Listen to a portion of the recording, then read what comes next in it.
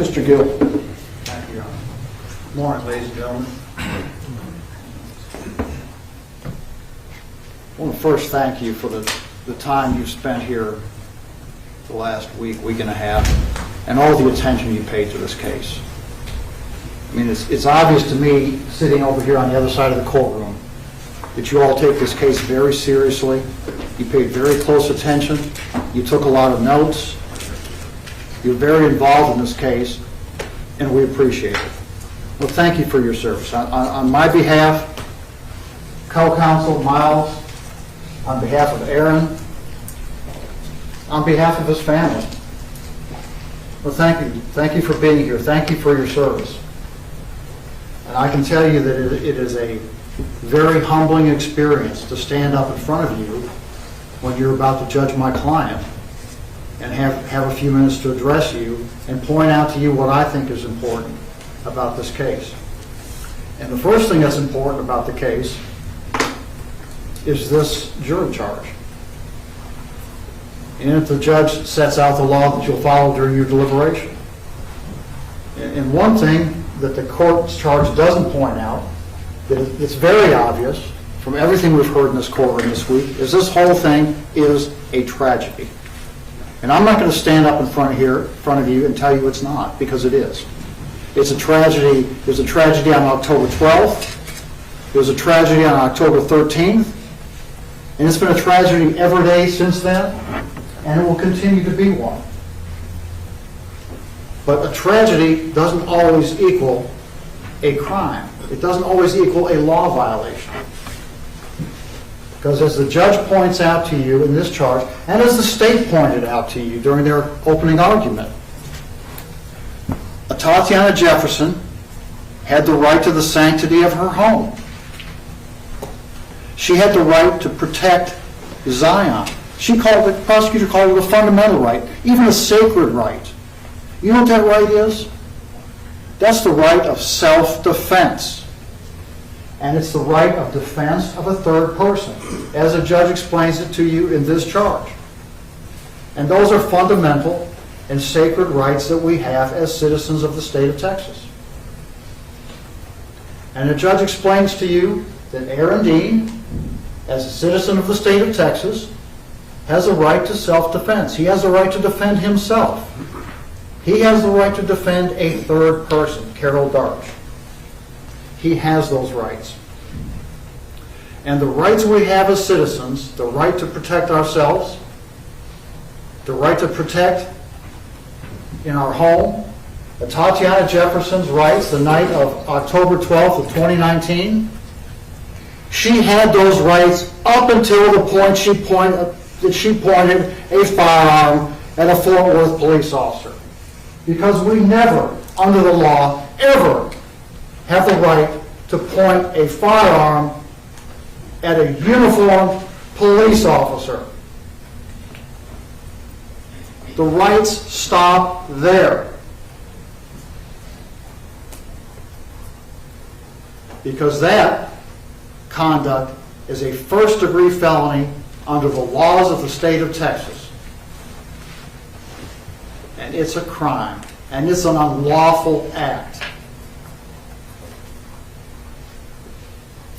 The judge also tells you in this jury charge that even though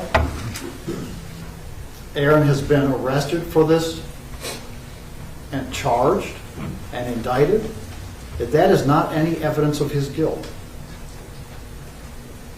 That the standards for arresting someone and charging someone are very low. The standard of proof of beyond a reasonable doubt is the highest standard we have under our law. It doesn't take much to arrest or charge someone, but it takes a lot of evidence to convict someone, and that's the way our law ought to be. That's been our law from day one when this country was founded. When we passed a Constitution and a Bill of Rights, that's been our law. And it's been the law ever since, and it's the law today. So not only does the state have to convict a person of a crime beyond a reasonable doubt, you heard from this jury charge that the state has to remove all doubt in your mind as to whether or not this was self-defense or defense of a third person. When the judge includes that in a jury charge, it's the state's burden beyond a reasonable doubt to disprove it. The state, in this case, has to prove beyond any and all reasonable doubt that Aaron Dean was not lawfully defending himself or lawfully defending Carol Darch. The judge also tells you in this jury charge that in answering the issues submitted to you, you must not be swayed by mere sentiment, conjecture, sympathy, passion, prejudice, prejudgment, public opinion, or public feelings. It's not your job as members of this community to see that one thing or another happens in this case. It's your decision as jurors based upon the law that the judge gives to you and the evidence that you've heard from that witness stand. Because no one else in this community other than you has heard what you have heard from this witness stand. You are the people that the community has placed in this position of trust. And you are the people that have taken an oath to follow the law of the state of Texas, which is given to you by Judge Gallagher in this jury charge. You are the ones that during the jury selection process of this case said that you could follow the law as Judge Gallagher gives it to you, as it's contained here. During jury selection, you had the right to tell us how you feel about things. That's what you told us. Now, by your oath, you are bound to follow the law.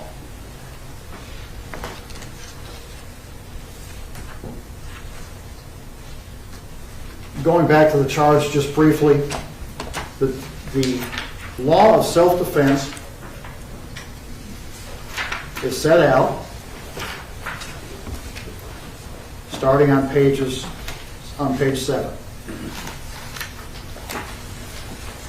And the judge clearly instructs you that it's a justification or a defense under the law to be defending yourself or defending a third person. Halfway down the page, a reasonable doubt on either of these two defenses requires that the defendant be acquitted, found not guilty.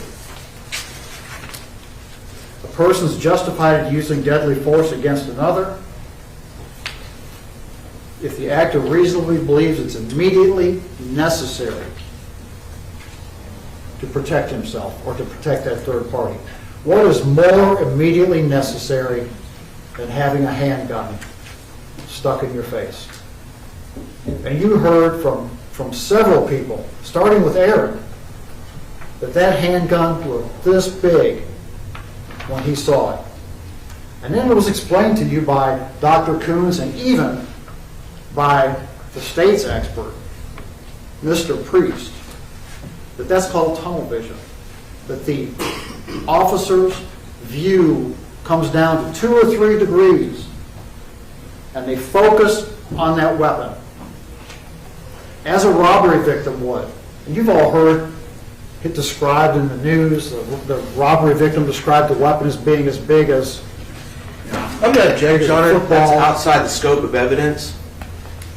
Stay within the record. that's what the expert witnesses Oh, that's said. right. Go ahead. They described how robbery victims view a firearm with one stuck in their face and they're startled by it. It's huge. It's their focus.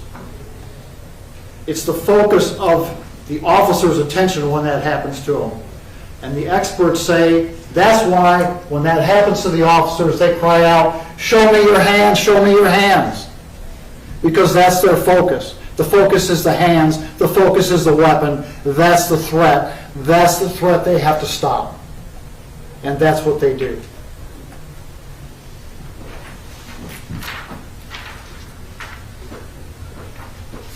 The application of the law to the facts Page 9, the judge first instructs you on the application of the law of self-defense to the facts of the case and tells you if you have a reasonable doubt or if you believe it was self-defense, you find Aaron not guilty. And then there's an or, and then the judge instructs you on the law of defense of a third person. And if you believe that Aaron was legitimately defending a third person, reasonably defending a third person, or if you have a reasonable doubt about whether he was doing such, then you ought to acquit Aaron. And you don't have to agree if it was self-defense or defense of a third person. You just have to agree, you just have to decide in your mind that he reasonably believed he was doing one of those two things. And they happened at the same time. It was the same threat that was threatening both of the officers. It was the same threat that Aaron perceived that he had to act against.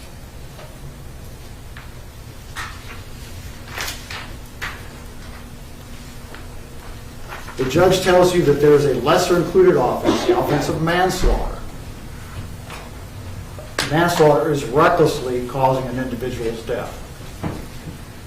The law of self-defense and the law of defense of a third person applies equally to manslaughter as it does to murder.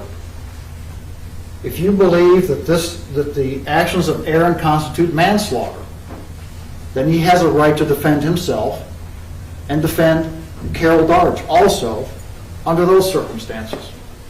And I'm not going to stand up here and insult your intelligence and waste your time by telling you that Aaron did not fire the fatal shot in this case. He did that. He took this witness stand and took an oath even though he didn't have to, even though the judge would have instructed you to not consider his not testifying for any reason, even though he knew he had to come up here and face cross-examination by experienced prosecutors. He took the witness stand because he wanted you to hear everything. And he told you what happened. And then he was cross-examined. And he told you again what happened. And we know that what Aaron said is correct and truthful because it was the same thing that was said by the other two eyewitnesses to what happened out there that day. We can't really discuss what Aaron told you about what happened without discussing what Zion Carr told you what happened. And remember the circumstances of how Zion Carr testified? He was the state's first witness. And he took this witness stand right over here and took the same oath that everybody else agrees to take. And he answered questions from the state of Texas. And then he answered questions on cross-examination, like any other witness would have to do. And Zion Carr's testimony took a real different turn from the truth during his testimony. Now Zion's a good kid. You can tell from looking at him. He's a good kid. He came in here, he was well-spoken, he was intelligent.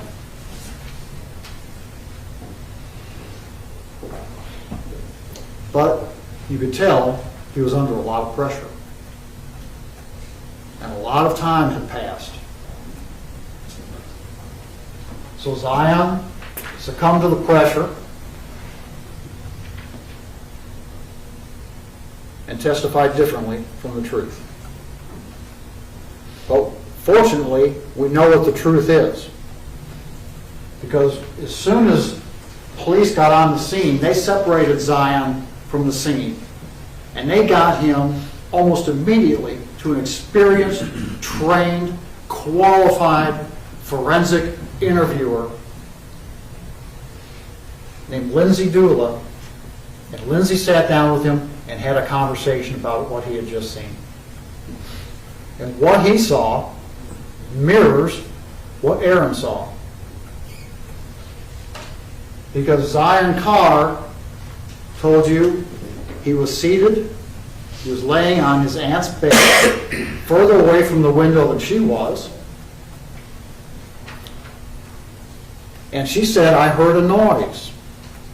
And she got up and went down by the window and got her gun out of her purse. And then she took that gun and she made sure she had a hot chamber. She already had a hot chamber. So she ejected an unfired round onto the floor, which was found at her feet by crime scene officers.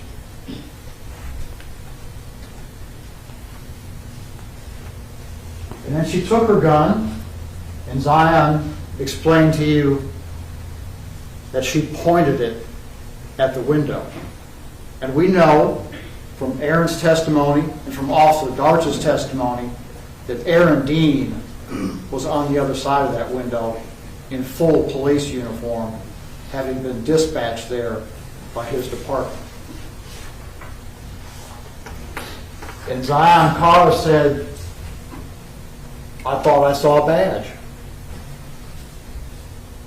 And Zion Carr said, the officer told her to put your hands up, show me your hands.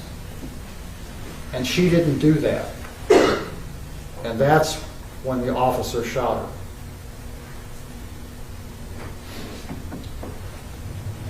She died in terms of not her birthday, Well, the person, not the window, in her room or in a different room? her room. Her room, okay. You said she got her weapon. Tell me about her weapon. It was a gun, and she believed it, gave the order, shot her, and gave her the gun, and she was crying. You said she got her gun and she pointed. Did you see her point the gun? Where was she pointing the gun? At the window, Do you see anything through the window? yeah, Tell me what you saw. I saw the gun out the window, and I thought I saw a bag. You think you saw a gun and maybe a badge, and then you saw one flashlight outside the window? Okay. Could you hear anything when you saw the flashlight? Yeah, Tell me what you heard. he said, put your hands up. Did you hear anything different than put your hands up? He put your hands, and gave her, put your hands up now. So put your hands up and you heard, put your hands up now. Okay. And then what happened? And then she did it too. And then they shot her, Did, because she was the first. did they block the suspect? And then the police came in that front door. They came to the front door. The lady called the police, told the police downstairs. I don't know what they're doing. She said, I'm not ready. And they were all there lifting, and she was able to, she just told the other police who was on the thing. I'm not sure. She said, yes, look.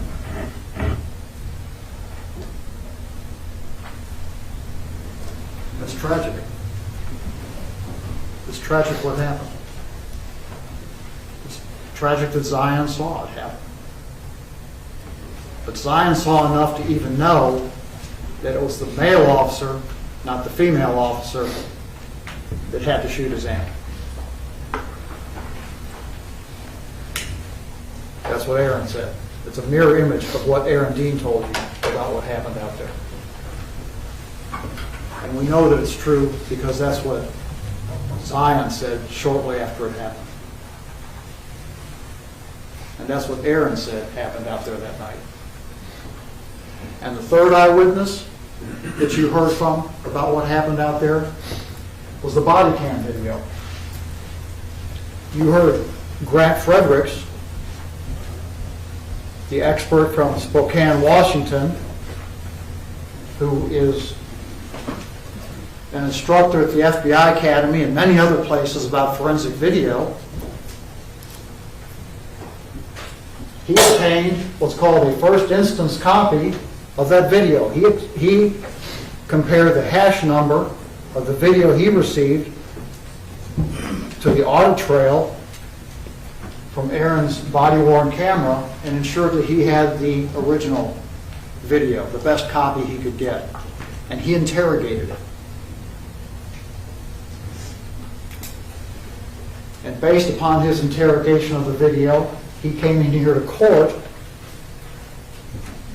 and told you what he saw on the video.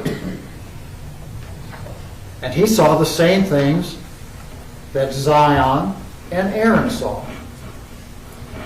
He saw the woman in the video, the woman on the other side of the window from Aaron, raising her arm with a dark object in her hand.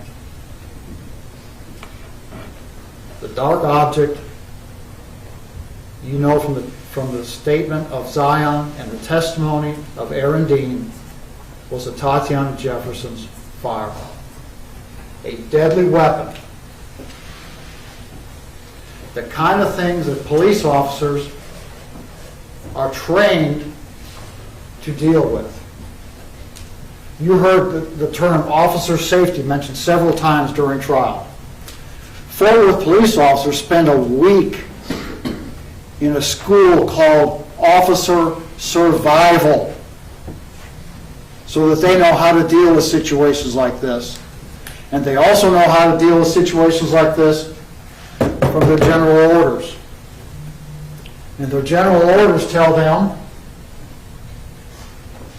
based upon the law of the state of Texas, the law of the Supreme Court of the United States of America, the statutes of the state of Texas, the right to self-defense, the right to defend a third person, that they have the right and they should meet deadly force with deadly force. And you recall during jury selection, we asked you, does an officer have to wait until he's dead before he exercises his right of self-defense? Of course not. That's the whole reason we have a right of self-defense, is to defend ourselves. To make sure that no one uses a deadly weapon on us to save our own lives, to save the life of a third person. That's why that law is on the books. And Aaron had the right to do that night. And that is unfortunately what he had to do. Several witnesses told you that police work is inherently dangerous work. It's a balancing of risks. Police officers go out every night and deal with situations like this. Fortunately, most of them do not involve the confluence and continuum of events that happened in this case that unfortunately led up to this situation. And you heard about what that situation was. Mr. Smith from across the street called the police. In his mind, he wanted them to go check on his neighbor. But that's not what he told them. He told them that there was an open door over there, and he wasn't sure what was going on. He told them about the cars parked in the driveway.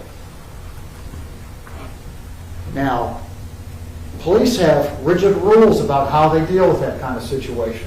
When someone calls the police take the information given in the call and they code it. And they dispatch their officers accordingly. And in this case, the buzzwords that Ms. Talbert, the call taker, heard was open structure.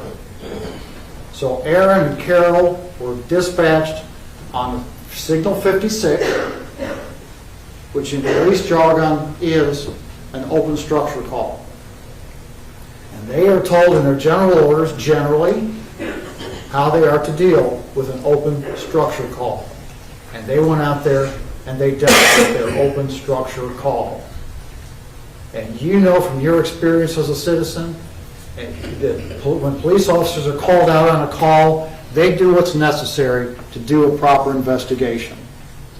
And their proper investigation in dealing with an open door, an open structure, a silent alarm, whatever it might be, is they go check the structure. And checking the structure requires them to get on the property and and have a look at it. And that's what Aaron and Carol did that night.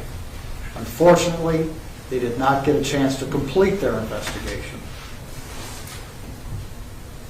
You heard a lot of criticism of Aaron about how Aaron handled that call. A lot of Monday morning quarterbacking about how Aaron handled that call. Mr. Priest, that was called by the state of Texas to testify in this case, had all kinds of problems with how Aaron handled that call. He did all kinds of Monday morning quarterback. He quarterbacked all week on Aaron. What did we talk about with him? He'd come out here and talk about, well, I didn't like the way they crossed the intersection. They crossed the intersection, and they could have been seen by someone, and they're not supposed to do it that way, and that's bad policing, and gee, that's just sorry. That's just sorry work.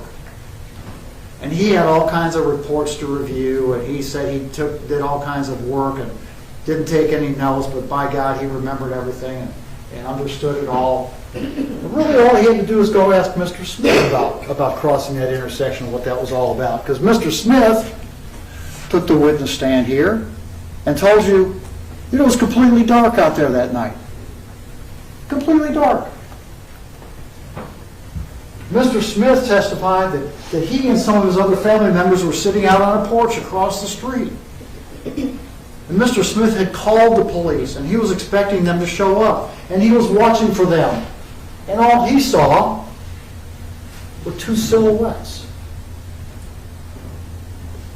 And he was looking for that, paying attention for it. Aaron got criticized for not seeing him on a porch across the street, on a completely dark street.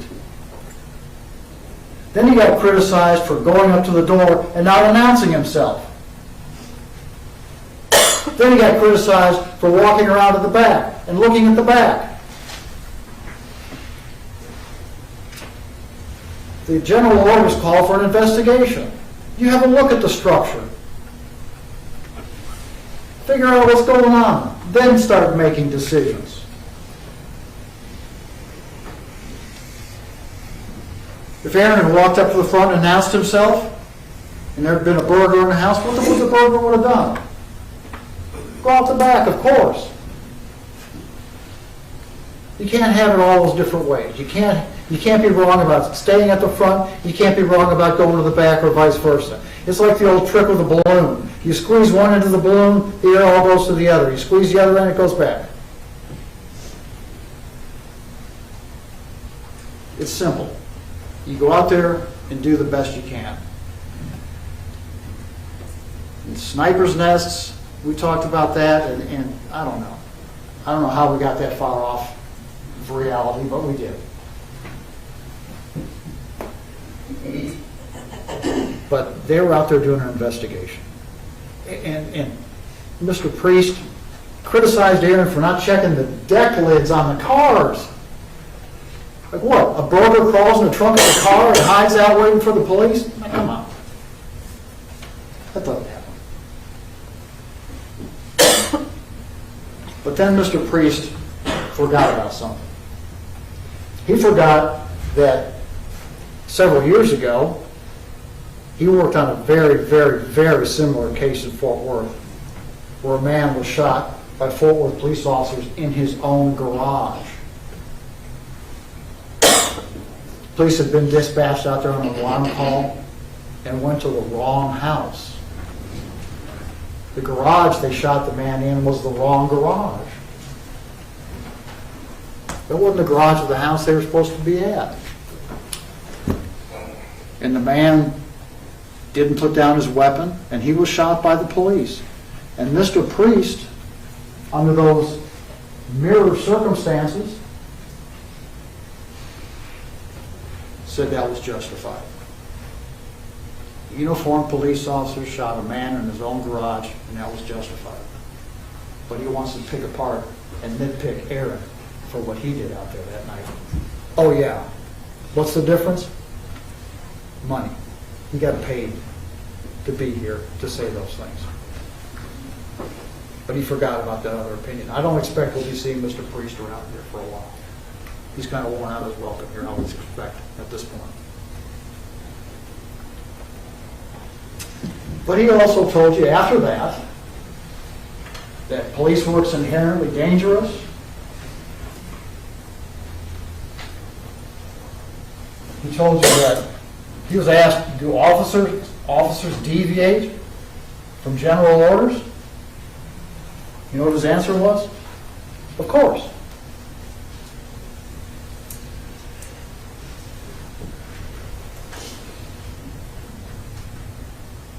He also agreed you don't have to necessarily announce yourself at a silent alarm. Things changed after he was confronted with his inconsistent opinion on another very similar case. Sometimes, when officers usually use deadly force, they say nothing. Because there's no requirement under the law before you exercise your right of self-defense that you say anything or do anything else other than exercise your right. And officers have to make those split-second decisions. And they have to decide like that if they're being threatened sufficiently to exercise their right of deadly force or their right to defend a third person. And that's how fast this case went. Mr. Priest had all kinds of problems with how Aaron handled that call, but in the final analysis, when Miles asked him about the actual event of firing the shot, he didn't differ with what Grant Fredericks had said about the timeline and about the right of self-defense. The only thing he wanted to quibble about was he didn't have any evidence to back up that there was a firearm there. But he had apparently reviewed the recording of Zion and hadn't paid much attention to the testimony of Aaron Dean because there was a firearm present. Those three eyewitnesses agreed on that. The firearm was pointed at Aaron Dean. A firearm is a deadly weapon. A firearm is the kind of thing that we're allowed to use deadly force to defend ourselves against.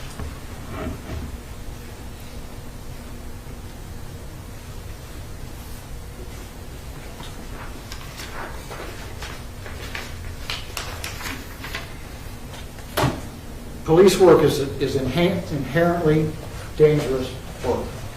You heard that from several witnesses on the witness stand.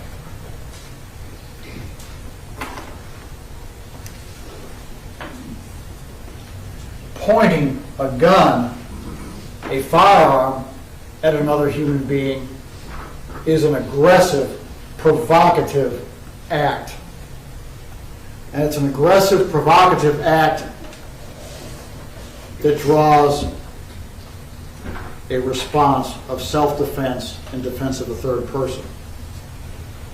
Aaron's actions that evening were justified under the law of the state of Texas. Aaron was a police officer in full uniform. You saw the photographs of him. He had Fort Worth PD, FWPD across his watch cap. He had distinctive patches on both shoulders.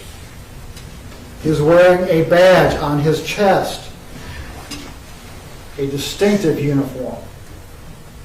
And when he's wearing a distinctive uniform like that, when any officer is, they have a right, a reasonable right to expect that members of the public understand that they are a police officer and that they are protected from aggressive, violent, provocative acts of other citizens. They have enough to worry about out there on their job.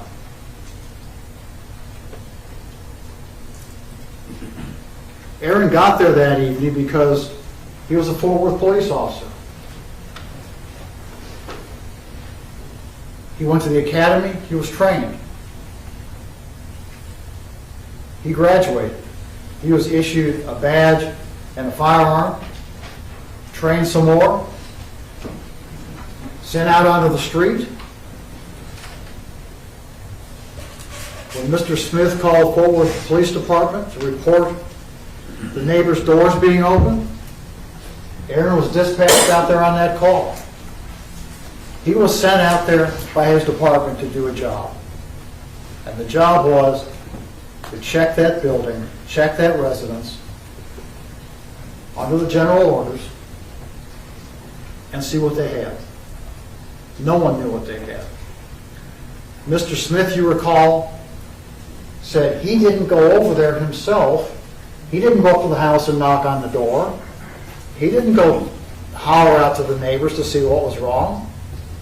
He didn't go past the car, past the back bumper of the car that was parked in that driveway. Why not? What did he tell you? Because he didn't have a weapon. He could have walked up to that door and knocked. He could have hollered out to the residents, "Hey, Mrs. Carr, hey, anybody in there, everything okay? Front door's been open for hours. I've never seen your front door open before." He didn't do that. And he told you the reason was he didn't have a weapon. So he relied on the Fort Worth Police Department to go over there. And everybody in the world knows the Fort Worth Police Department carries a weapon. Every one of them. You have 10 minutes. Thank you.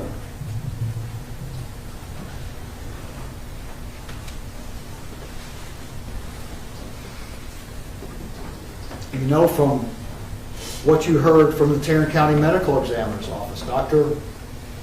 I can't remember if it's Fries or Fries, but it's F-R-I-E-S. He told you that Ms. Jefferson had glass stippling, pseudo-stippling on her face. She had a gunshot wound in her upper chest area, a fatal gunshot wound that he said would have killed her if she'd been shot like that in a level 1 trauma center.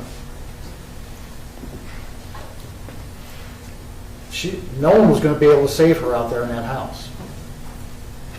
That's a tragic fact, but it's a fact. So when Aaron's criticized for running in too fast and not clearing the rooms to get to her, but then yet at the same time criticized for not getting to her quickly enough to render medical aid, that medical aid, unfortunately, would not have mattered that night. But we also heard from Dr. Fries, that Miss Jefferson, relative to where the shot came from, was in a slightly bladed stance, with her right turned slightly to her right. And if the shot went from up to down, left to right, went in up here, came out down here. Didn't come out, but lodged down in her lower back on her right side. After he corrected, saw that there was an error in his autopsy report. Because that's how she was situated when she was shot.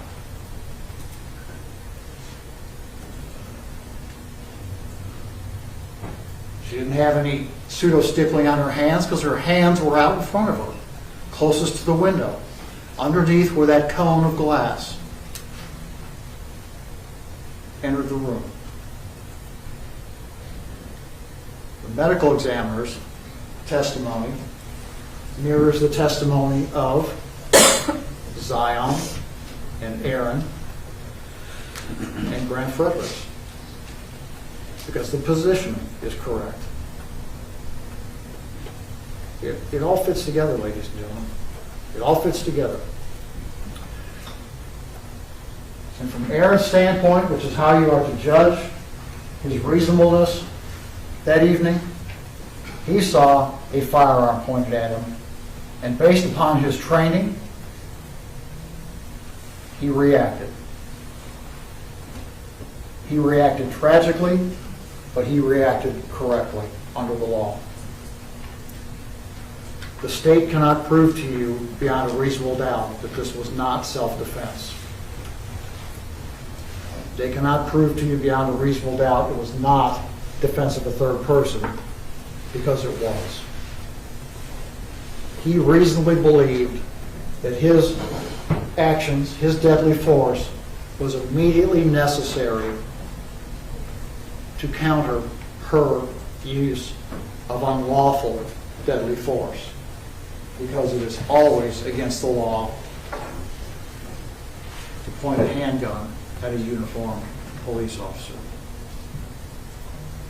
And that's what happened here.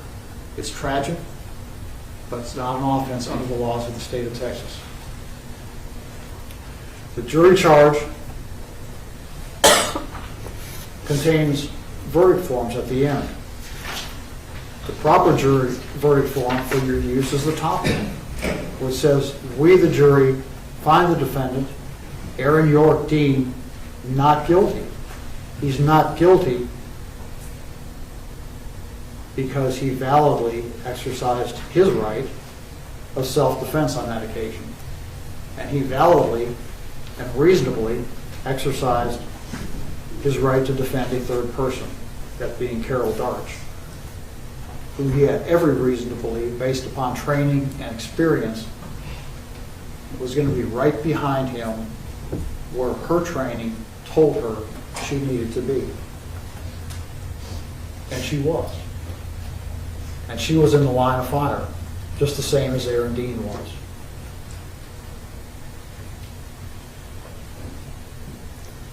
So, nothing that we do here this week is ever going to bring Miss Jefferson back, unfortunately. Nothing can change that. But by the same token, the tragedy should not be compounded by finding guilty a man who was relying on his rights as a police officer and his rights under the laws of the state of Texas.